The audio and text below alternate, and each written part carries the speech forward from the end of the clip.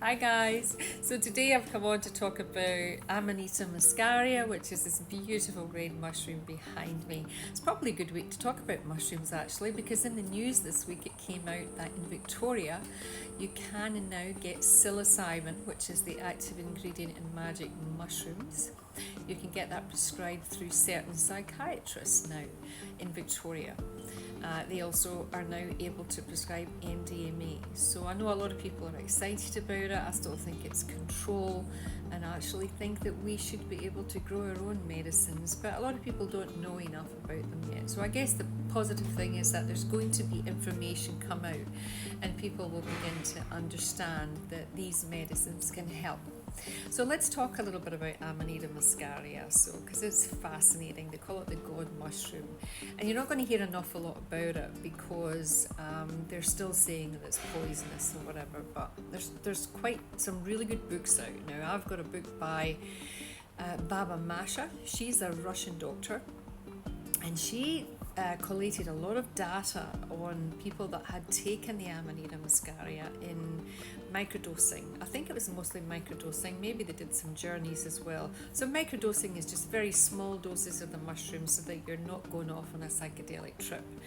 And I'll explain the difference in a minute. But basically, it was incredible what people found taking just small doses of this.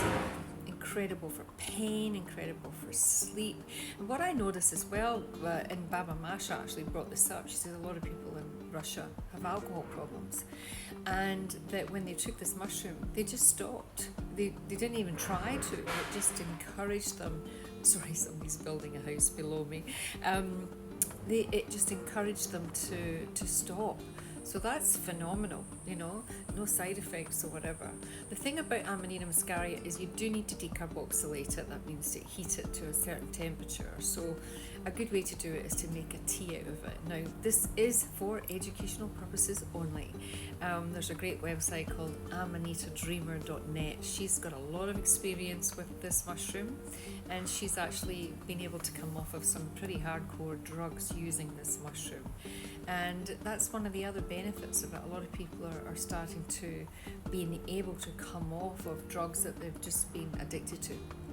So some incredible results there. It's also called fly agaric. Now I've also got a book called Fly Agaric. It's like this thick and it's a lot more scientific. So there's been a lot of studies on this mushroom already. So please do your own research, go online and look it up. They say the best ones come from Lithuania or Russia, and well, I've got to be careful what I say, but I know that people are using it for sleep.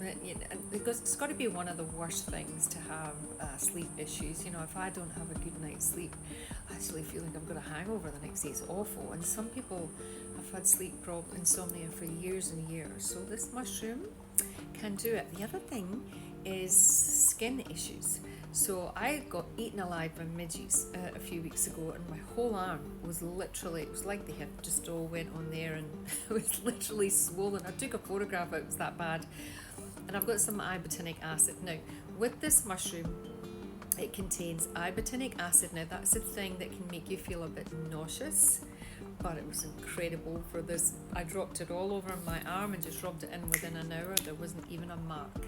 So a lot of people are using that for skin.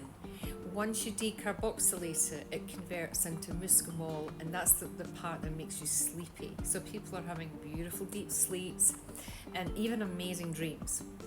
So with microdosing, you just take anything in between 0.1 to 0.5 of a gram is classified as a microdose. If you take more, you can have a psychedelic effect.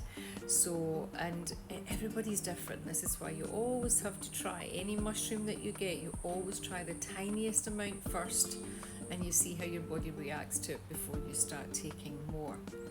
Now, some people do bigger amounts of this mushroom, and they go on journeys, and there's some incredible accounts of what happens with them.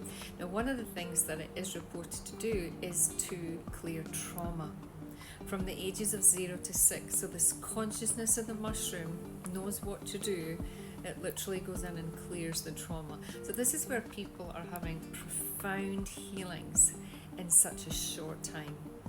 So there are people that do journeys, sort of sitters, and there's even centres in some parts of the world where you can go and you can do a journey and you can have someone sit with you and take care of you. We're not quite there yet in Australia. In fact, this is kind of the story of Australia. Don't get me started. We're a wee bit behind with a few things over here. All right, guys, I hope that gives you some information. If you've got any questions, please put it in the comments. And if you want to make a little video, I'm happy to do that. Have a great day.